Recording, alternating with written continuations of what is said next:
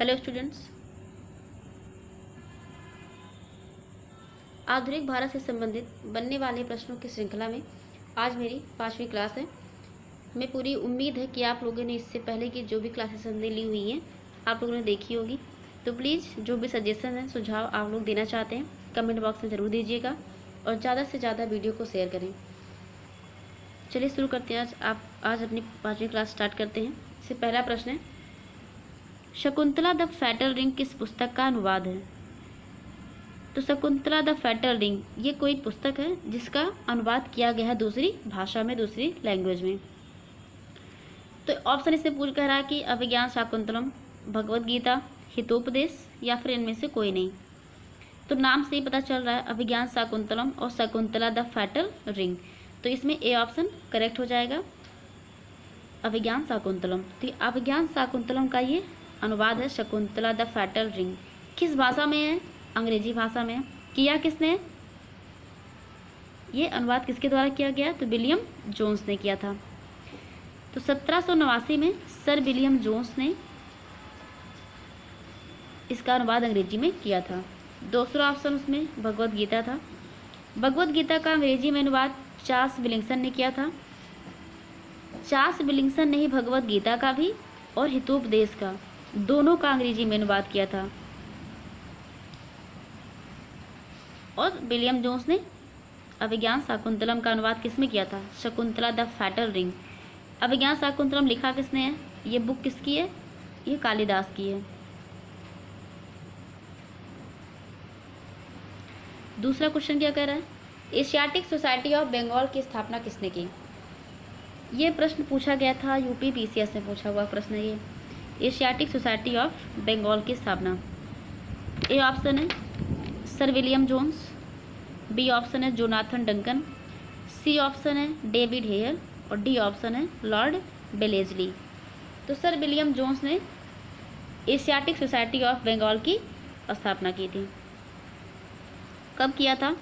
15 जनवरी 1784 में। ये हेस्टिंग्स के सहयोगी थे सर विलियम जोन्स। इन्होंने एशियाटिक सोसाइटी ऑफ बंगाल की स्थापना की थी। कहाँ पे किया था इन्होंने? कोलकाता में फोर्ट विलियम में किया था। संस्कृत कॉलेज की स्थापना कब की गई थी? 1791 में वाराणसी में हिंदू कानून और दर्शन के अध्ययन हेतु संस्कृत कॉलेज की स्थापना की गई थी। किया किसने था? एक मिनट। 1791 में वाराणसी में हिंदू कानून और दर्शन के अध्ययन हेतु संस्कृत कॉलेज की स्थापना की गई थी और संस्कृत कॉलेज की स्थापना जोनाथन डंकन ने की थी। जोनाथन डंकन के द्वारा किया गया था इसको। 1800 में लॉर्ड बेलेजली द्वारा कंपनी के असैनिक अधिकारियों की शिक्षा के लिए फोर्ट विलियम कॉलेज की स्थापना की गई थी। तो कंपनी के अधिकारी जिनको यहाँ की भाषा के बारे में ज़्यादा जानकारी नहीं थी और यहाँ के तौर तरीक़ों के बारे में नहीं पता था, लेकिन यहाँ पे काम करने के लिए उनको यहाँ की शिक्षा, यहाँ के तौर तरीक़ों के बारे में जानकारी ज़रूरी थी। तो उनको जो असैनिक थे, यानी कि जो सैनिक नहीं थे, उन अधिकारियों की शिक्षा के लिए यहाँ पे फोर्ट विलियम कॉलेज की स्थापना की गई थी। ये भी क्वेश्चन पूछा गया था कि फोर्ट विलियम कॉलेज की स्थापना का उद्देश्य क्या था। किसी प्रश्न आया जो है, ये किसी परीक्षा में आया हुआ प्रश्न है ये, फोर्ट विलियम कॉलेज की स्थापना का उद्देश्य क्या था? तो इसमें आंसर क्या हो जाएगा? असैनिक अधिकारियों की शिक्षा के लिए किया गया था।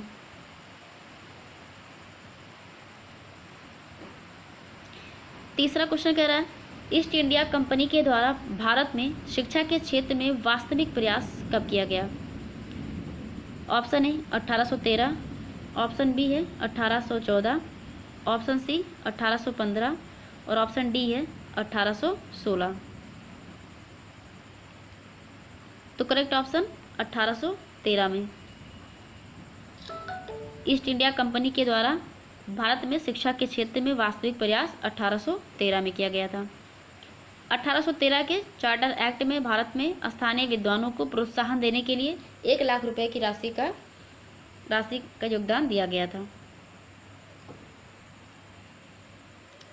चार्टर एक्ट से संबंधित बहुत सारे प्रश्न पूछे जाते हैं। एक क्लास हम ये 1773 से लेकर के जितने एक्ट्स आए थे उनके बारे में हम एक क्लास लेंगे, चाहे 1813 हो, 33 हो, 53 हो, इसमें महत्वपूर्ण तथ्य हैं, तो इनसे संबंधित एक क्लास हम आधुनिक भारत में जरूर लेंगे। क्वेश्चन नंबर 4, लोक शिक्षा समिति का प्रधान किसे नियुक्त किया गया था? Lord Macaulay, George Thomson, Prinsep या फिर कोई नहीं इसमें से। तो इसका सही ऑप्शन हो जाएगा लॉर्ड मैकाले। लॉर्ड मैकाले को लोक शिक्षा समिति का प्रधान नियुक्त किया गया था। 2 फरवरी 1835 को मैकाले ने अपना मैकाले मिनट प्रस्तुत किया था, स्मरणार्थ लेख प्रस्तुत किया था, जिसे मैकाले मिनट कहा जाता है। इसी से भारत में आधुनिक शिक्षा प्रणाली की नींव पड़ी थी। The theory of downward filtration, शिक्षा के अधोमुखी निस्यंदन सिद्धांत, यह इसका प्रतिपादन किसने किया था? ये भी लॉर्ड मैकाले ने ही किया था, ये भी महत्वपूर्ण है। The theory of downward filtration किसके द्वारा? लॉर्ड मैकाले द्वारा दिया गया था। अगला क्वेश्चन है, भारतीय शिक्षा का मैग्ना कार्टा किसे कहा जाता है? Charles Wood dispatch, Macaulay minute, लोक शिक्षा नीति या फिर कोई नहीं। तो इनमें से ऑप्शन ए हो जाएगा करेक्ट, चार्ल्स वुड डिस्पैच भारतीय शिक्षा का मैग्ना कार्टा कहा जाता है। नेक्स्ट क्वेश्चन, भारतीय संस्कृति को अंधविश्वासों का भंडार किसने कहा है? इंडियन कल्चर भारतीय संस्कृति को अंधविश्वासों का भंडार, यानी कि यहाँ पे लोग कहीं सुनी बातों पर ज़्यादा ध्यान देते हैं, अंधविश्वास है यहाँ पे। तो भारतीय ऐसा किसने कहा था ये? तो मैकाले, चार्ल्स वुड, डलहौजी। तो इनमें से कौन सा ऑप्शन सही हो जाएगा? मैकाले ने ही कहा था कि भारतीय संस्कृति कैसी है, यहाँ पे अंधविश्वासों का भंडार है। तो इसमें ऑप्शन ए करेक्ट हो जाएगा। क्वेश्चन नंबर 7 कह रहा है, निम्नलिखित में गलत का चयन करें। इसमें एक तरफ आपको समितियां दी गई हैं और दूसरी तरफ ईयर दिया गया है कि कौन सी समिति कौन से साल में आई थी। ये सारी जो समितियां हैं ये शिक्षा से संबंधित हैं, एजुकेशन से संबंधित है। ये भी महत्वपूर्ण है, पूछा जाता है कि कौन सी समिति किससे संबंधित है। तो जितनी समितियां हैं ये सारी शिक्षा से संबंधित हैं। तो पूछा जा रहा है कि रैले 1882 में, हंटर 1902 में, सैडलर 1917, हार्टोग समिति 1929, वर्धा समिति 1937 और सार्जेंट 1947। तो इससे पूछा है कौन सा मिसमैच है, यानी किसका इसमें जो ईयर दिया गया है वो करेक्ट नहीं है। इसमें सारे करेक्ट हैं। शिक्षा से संबंधित जो भी समितियां थी उनको मैंने एक ऑप्शन में जो है रख लिया है, ताकि याद करने में भी आसानी हो कि कौन कौन सी समितियां शिक्षा से संबंधित थी। तो Raleigh, Hunter, Sadler, Hartog, Wardha, ये सारी समितियां किससे संबंधित थी? शिक्षा से संबंधित थी। और इसमें जो सार्जेंट है 1947 ये गलत है,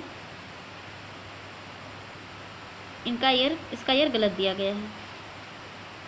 सार्जेंट योजना कब आई थी? 1944 में आई थी।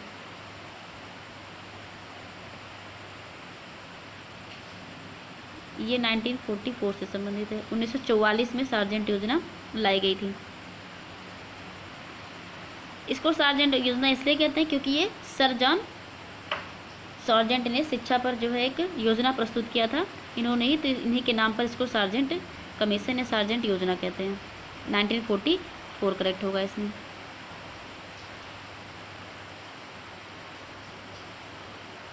अगर सार्जेंट इन्होंने इनकी क्या क्या तथ्य थे महत्वपूर्ण, इनकी योजना में क्या क्या बातें कही गई थी सार्जेंट योजना में? इन्होंने क्या कहा था? देश में प्रारंभिक विद्यालय, उच्च माध्यमिक विद्यालय स्थापित किए जाएं। 6 से 11 वर्ष तक के बालक बालिकाओं के लिए व्यापक निःशुल्क एवं अनिवार्य शिक्षा की व्यवस्था की जाए, जो कि हमारे भी फंडामेंटल राइट में है। तो सार्जेंट योजना में 1944 में जो आई थी, इन्होंने कहा था कि 6 से 11, आप लोग कमेंट बॉक्स में ज़रूर बताइएगा कि हमारे फंडामेंटल राइट्स में कितने साल तक के बच्चों के लिए निःशुल्क शिक्षा की सुविधा प्रदान की गई है। सार्जेंट योजना में 6 से 11 वर्ष के बच्चों के लिए, बालक हों या बालिकाएं हैं, इनके लिए निःशुल्क शिक्षा की बात एवं अनिवार्य शिक्षा की बात की गई थी।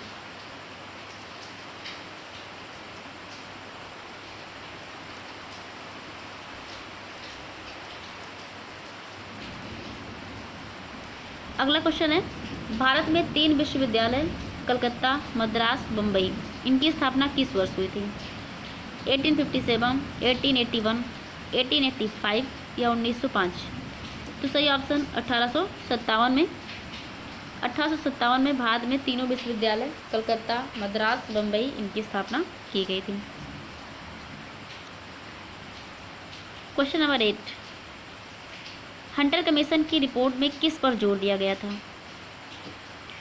जो हंटर कमीशन आया था, अभी इससे पहले जो क्वेश्चन था, Hunter, Raleigh, Sargent, Hartog, Wardha, ये सारी समितियां जो थी शिक्षा से संबंधित थी। तो एक चीज़ तो क्लियर है कि ये शिक्षा से, अगर ऑप्शन में शिक्षा के अलावा कोई और ऑप्शन होता है तो आप लोग शिक्षा वाले पर टिक कर देंगे, लेकिन इसमें ऑप्शन शिक्षा से ही संबंधित सारे दिए गए हैं। बालिकाओं की शिक्षा या उच्च शिक्षा या प्राथमिक शिक्षा या फिर तकनीकी शिक्षा। तो किस पर जोर दिया था हंटर कमीशन ने? हंटर कमीशन ने प्राथमिक शिक्षा पर जोर दिया था। Option C is correct.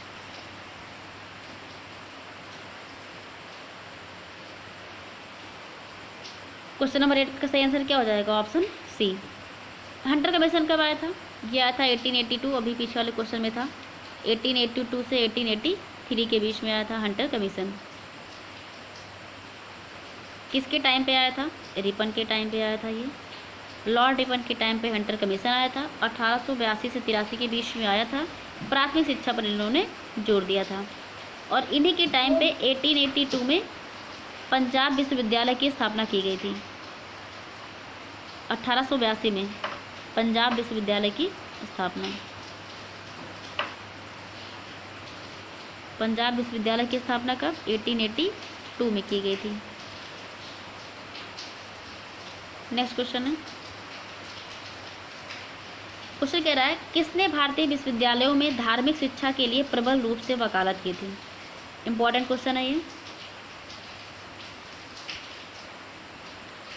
धार्मिक शिक्षा के लिए प्रबल रूप से वकालत की, यानी कि भारत के विश्वविद्यालयों में धर्म से संबंधित शिक्षा को भी लोगों तक पहुंचाया जाए, इसकी वकालत किसने की थी? ऑप्शन ए है बाल गंगाधर तिलक, ऑप्शन बी है स्वामी विवेकानंद, महात्मा गांधी या फिर मदन मोहन मालवीय। तो करेक्ट ऑप्शन ऑप्शन डी हो जाएगा। मदन मोहन मालवीय ने धार्मिक शिक्षा के लिए प्रबल रूप से वकालत की थी।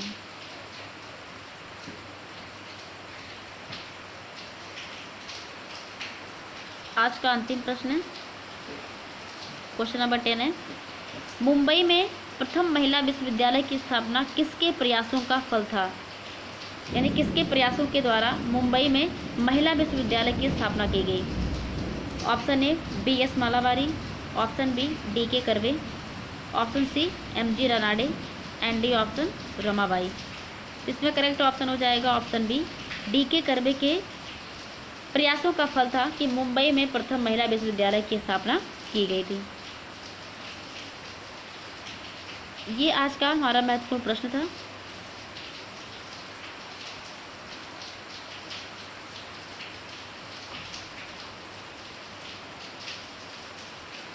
कुछ इंपॉर्टेंट तथ्य देख लेते हैं जो परीक्षा में बन सकते हैं। जैसे अगर क्वेश्चन पूछा गया, the Indian Civil Service Act कब पास किया गया? The Indian Civil Service Act ये आया था 1861 में। देखिए, अंग्रेजों के समय में भारत में जो शिक्षा का विकास हुआ, उनसे संबंधित जो भी प्रश्न पूछे जा सकते हैं वही हमने डिस्कस किए हैं, और उन्हीं से संबंधित जो भी महत्वपूर्ण तथ्य हैं वो हम आपको बता रहे हैं। अगर क्वेश्चन पूछे कि महिला शिक्षा के दिशा में प्रथम भारतीय प्रयास किस समाज ने किया? महिला शिक्षा की दिशा में सबसे प्रथम जो प्रयास किया था किसने? ब्रह्म समाज ने। किसने किया था? ब्रह्म समाज ने। ब्रह्म समाज की स्थापना किसने की? राजा राम मोहन राय। ब्रह्म समाज की स्थापना राजा राम मोहन राय ने की।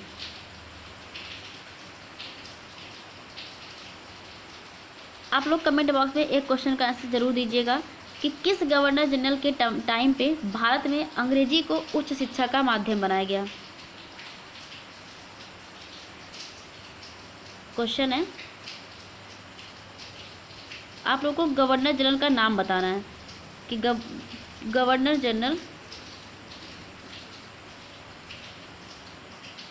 किस गवर्नर जनरल के टाइम पे भारत में अंग्रेजी को उच्च शिक्षा का माध्यम बनाया गया?